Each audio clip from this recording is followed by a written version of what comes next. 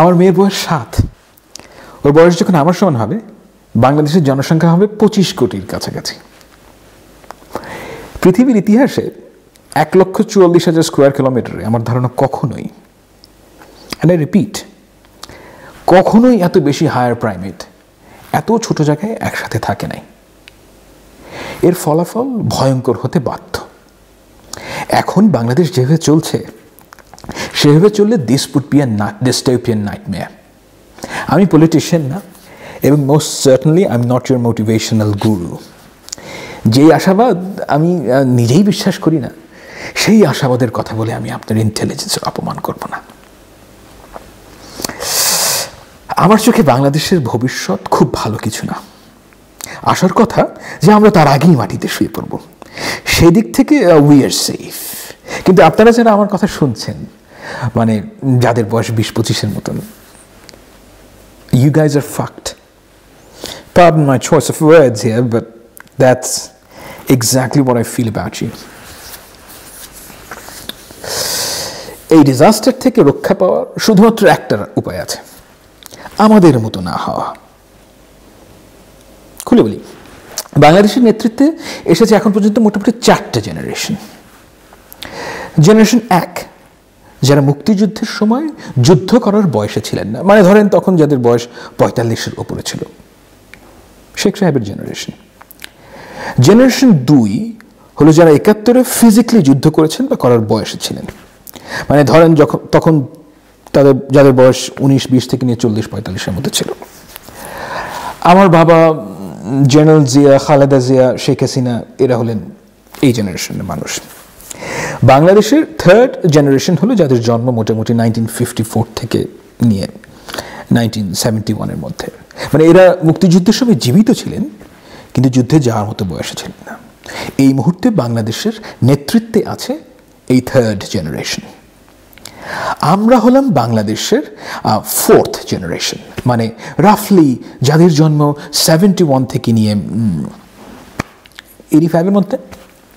আমাদের প্রজন্ম বিভিন্ন অর্গানাইজেশনের লিডিং পজিশনগুলোতে সবেমাত্র যাওয়া শুরু করেছে।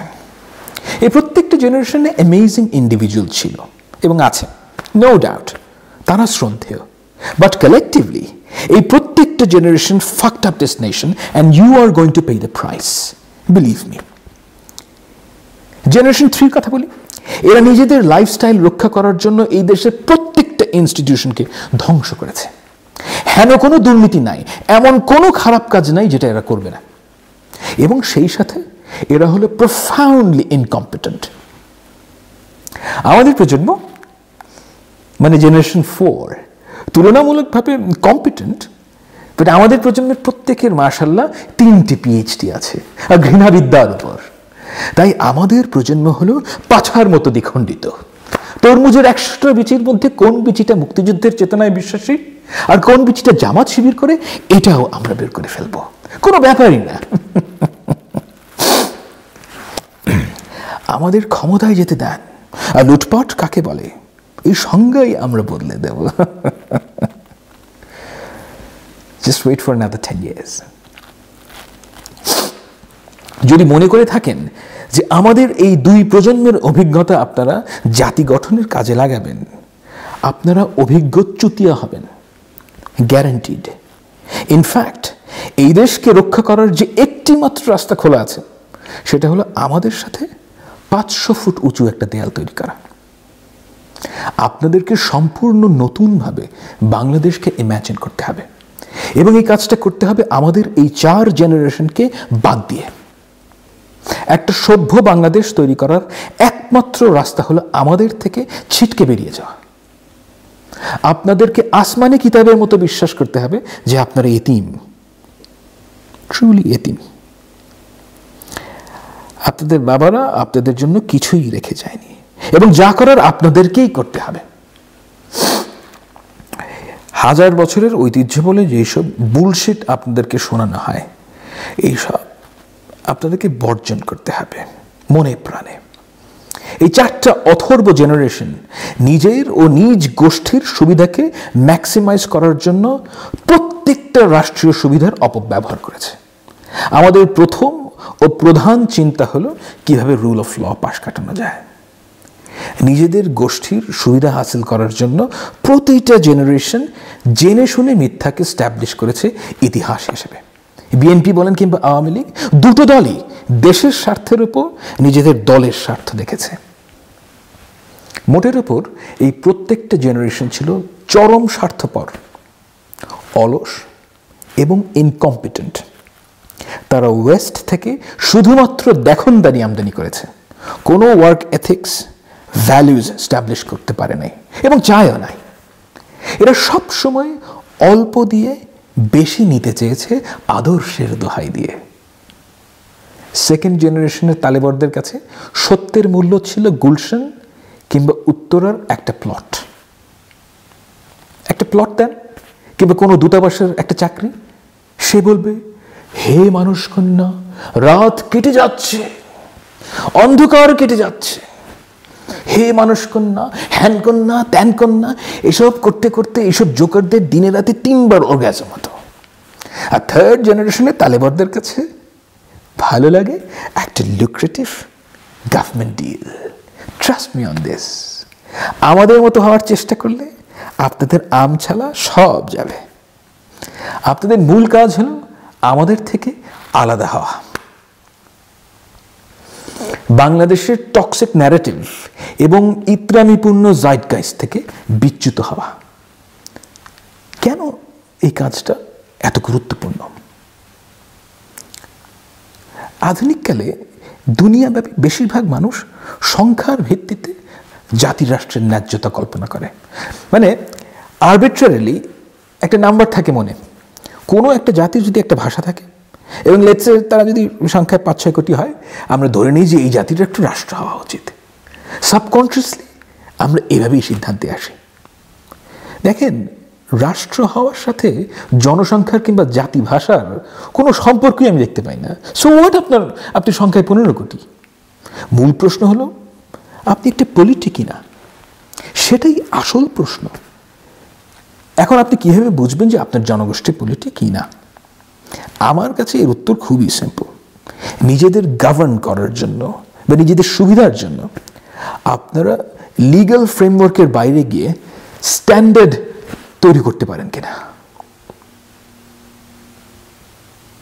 যেমন ধরেন, আপনার শার্টের সাইজ স্মল, এর মানে হলো আপনার গলার সাইজ রাফলি স্পিকিং 37-38 সেন্টিমিটার।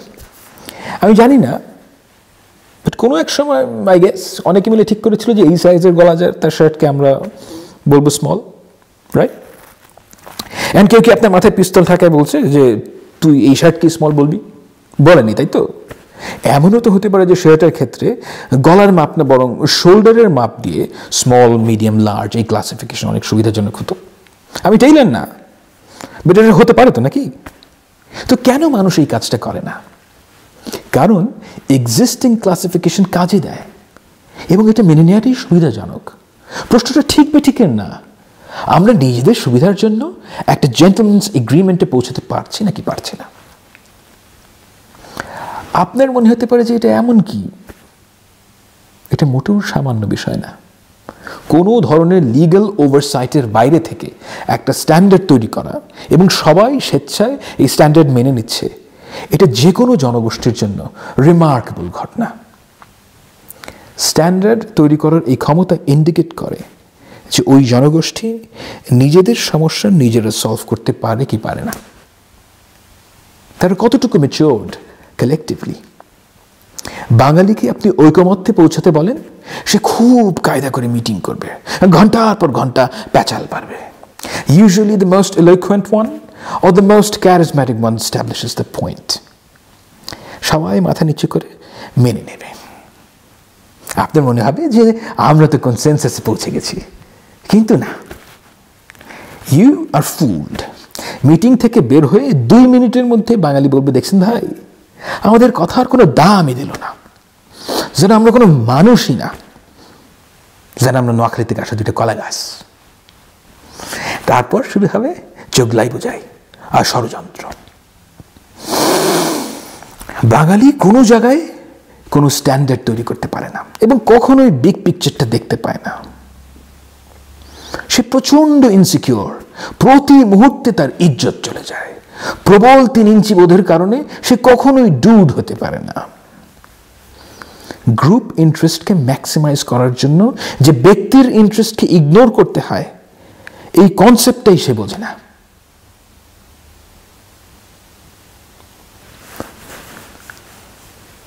বাঙালি কোনো পলিটি না, তার একটা রাষ্ট্র আছে, কিন্তু সে কোনো পলিটি না।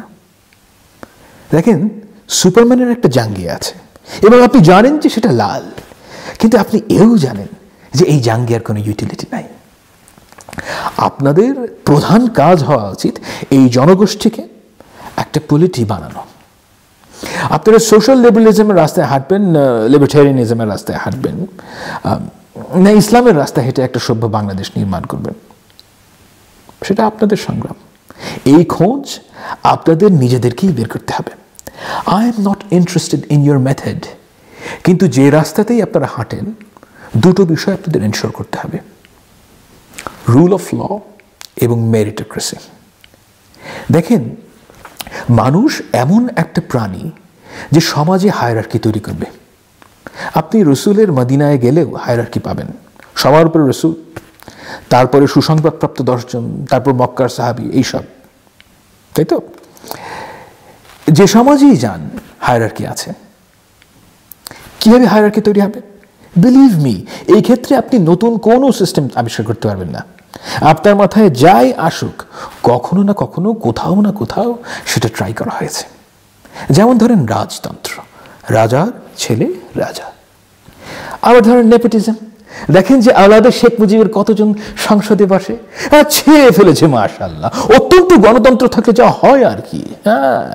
হিন্দুদের কাস্ট সিস্টেম, অটোম্যানদের জেনেসার, মিডিয়েভাল ইউরোপের ফিউডালিজম, এই সবই সোশ্যাল হায়ারার্কি।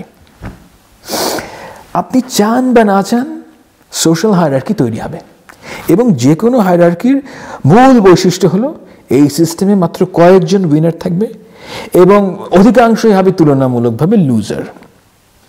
এখন আমি বলছি না যে কম্পিটেন্স বেসড মেরিটোক্রেসি পৃথিবীর শ্রেষ্ঠ হায়ারার্কিক্যাল সিস্টেম, কিন্তু মেরিটোক্রেসি হলো একমাত্র হায়ারার্কিক্যাল সিস্টেম যেখানে লুজার মনে করে যে সে ইনসাফ পেয়েছে। ট্রু মেরিটোক্রেসিতেই শুধু লুজার একটা ক্লোজার পায়। মেরিটোক্রেসি কাম্য এজন্য না যে মেরিটোক্রেসি ফ্ললেস, মেরিটোক্রেসি কাম্য কারণ অন্যান্য প্রত্যেকটা হায়ারার্কিক্যাল সিস্টেম বিভৎস এবং লং রানে আনটেনেবল। 3000 বছরে হিন্দু সমাজ কাস্ট সিস্টেম থেকে বের হতে পারেনি। 3000 বছর। রুল অফ ল না থাকলে আপনি কোনোদিনও মেরিটোক্রেসি পাবেন না। গ্রামের একটা ছেলেকে ওপরে ওঠার সুযোগ দিতে হবে। সোশ্যাল আপওয়ার্ড মোবিলিটি একটা জীবন্ত সমাজের অন্যতম প্রধান বৈশিষ্ট্য। বাংলাদেশকে আপনি যতই সমালোচনা করেন, গত 30 বছরে আমাদের দেশে সোশ্যাল আপওয়ার্ড মোবিলিটি ছিল এবং আমরা এর অনেক সুবিধা ভোগ করেছি। সত্যি কথা, সরি টু সে, আপনারা আমাদের মতো এই সুবিধাটা পাবেন না। বাংলাদেশে দ্রুততার সাথে সোশ্যাল স্ট্র্যাটিফিকেশন ঘটছে এবং আপনারা আমাদের বয়সে আসতে দেখবেন যে সোশ্যাল আপওয়ার্ড মোবিলিটির সব সুযোগ বন্ধ হয়ে আসছে। এই ঘটনাটা ঘটবে, লিখে রাখতে পারেন। এই ভয়াবহ অবস্থা থেকে আপনারা যদি মুক্তি চান, অ্যাজ এ গ্রুপ আপনাদের সবার মেরিটোক্রেসি ও রুল অফ লর উপর ঈমান আনতে হবে। দয়া করে মনে রাখবেন যে চালাকি করে বেশি দূর যেতে পারবেন না। It doesn't work that way. সব জায়গায় চালাকি করে ওস্তাদ বাঙালি কোথায় এসেছে আপনারা দেখতেই পাচ্ছেন। আমাদের যে ন্যাশনাল ন্যারেটিভ, এর প্রতিটা লাইন লেখা হয়েছে মিথ্যা না হয় এমবেলিশমেন্ট দিয়ে। এসব বুলশিট যেখানেই শুনবেন ডাস্টবিনে ফেলবেন। এই জাতির ঐতিহ্য আপনারা নিজেরা তৈরি করবেন, নিজেদের মতো করে, নিজেদের এতিম মনে করবেন। এতিম হওয়ার সুবিধাও অনেক। Sky is the limit. আপনারা যখন দেশের কথা চিন্তা করবেন, ভুলেও জিডিপি আর উঁচু বিল্ডিং বানানোকে আপনাদের মঞ্জিলে মকসুদ বানাবেন না। গত 30 বছর আমরা এই রাস্তাতেই ছিলাম।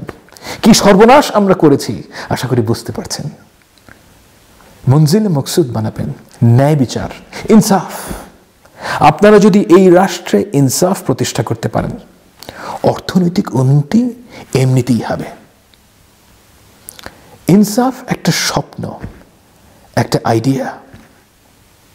এই স্বপ্ন যদি আপনারা সবাই না দেখেন, সবাই যদি এই স্বপ্নের সামনে নিজের ইগোর জলাঞ্জলি দিতে না পারেন, নিশ্চিত থাকবেন আপনাদের মধ্যে যে সবচেয়ে বড় চুতিয়া, সে আপনাদের রুল করবে।